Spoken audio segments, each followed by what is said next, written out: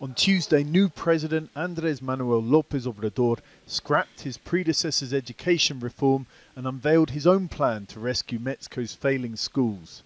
Few disagree changes needed. The OECD ranks the country's education system among the worst in the world.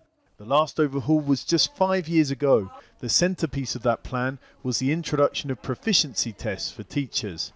Those who consistently failed faced dismissal. That's gone.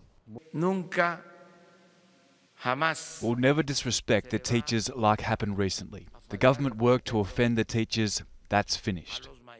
Now such tests will be voluntary. If they fail, there'll be few consequences.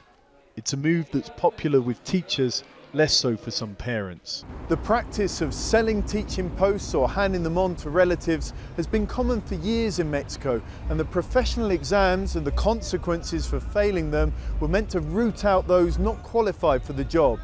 Some experts say that not immediately firing failing teachers may be a wise move.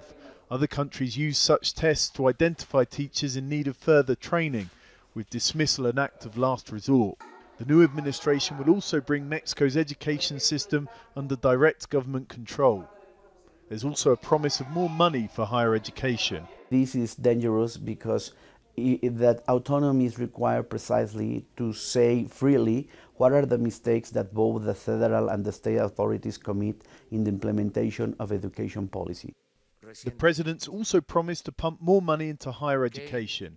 We're going to build 100 new public universities and have 300,000 new grants for students from poor families. A key question from experts: where will the money come from? They were anticipating cuts for universities. And at the same time, they're saying, we're going to build 100 universities. We are going to put in the Constitution now the universal right for Mexicans to have access to free higher education. To make promises is very easy. To fulfill it is much more complicated. Mexicans have been let down before. Now many await the final details of the plan and lawmakers' approval of it to see if this time things might be different. Holman, Jazeera, Mexico City.